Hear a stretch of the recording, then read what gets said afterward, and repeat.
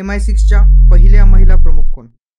नमस्कार मित्रांनो, आजच्या व्हिडिओमध्ये आपण MI6 या गुप्तचर संस्थेच्या पहिल्या महिला प्रमुख कोण, त्याचबरोबर त्यांच्याबद्दल माहिती बघणार आहोत. आणि सर्वात महत्त्वाचे म्हणजे MI6 ही गुप्तचर संस्था कोणत्या देशाची आहे, तिची स्थापना कधी झाली आणि तिचे मुख्य काम काय या संदर्भातील माहिती बघणार आहोत.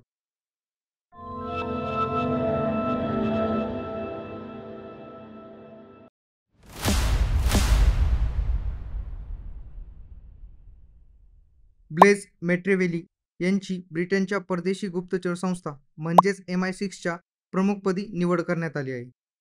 MI6च्या 116 वर्षांच्या इतिहासात प्रथमच एका महिलेची या सर्वोच्च पदावर नियुक्ती करण्यात आली आहे. ब्लेझ मेट्रेवेली या MI6च्या 18व्या प्रमुख असतील.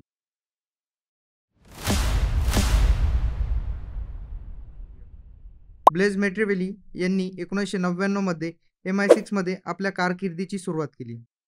सध्या त्या एजन्सीच्या टेक्नॉलॉजी आणि इनोव्हेशन या अत्यंत महत्त्वाच्या विभागाच्या प्रमुख आहेत.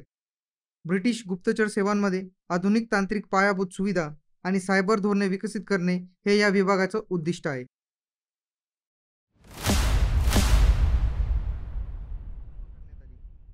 MI6चा full form military intelligence section 6 असा आहे. MI6 ही ब्रिटनची परदेशी गुप्तचर संस्था आहे. MI6ला ब्रिटनची सिक्रेट इंटेलिजन्स सर्व्हिस म्हणूनही ओळखले जाते. MI6ची स्थापना 1909 मध्ये करण्यात आली होती. MI6 हे नाव तुमच्या परिचयाचे असेल. हे नाव तुम्ही टॉम क्रूजच्या मिशन इम्पॉसिबल या मूवीमध्ये आणि तसेच जेम्स बॉन्ड सिरीजमध्येही ऐकलं असेल.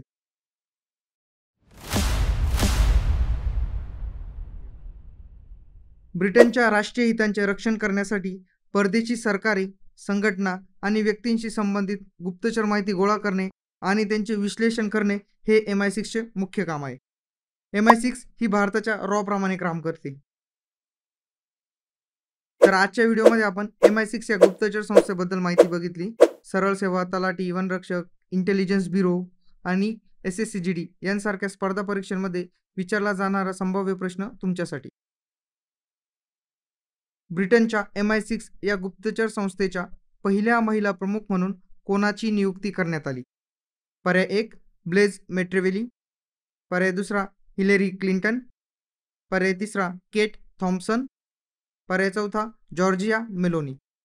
तुमचे उत्तर कमेंट करा. योग्य उत्तरासाठी आणि अशा चालू घडामोडीच्या टॉपिकच्या नोटसाठी डिस्क्रिप्शनमध्ये लिंक दिलेली आहे.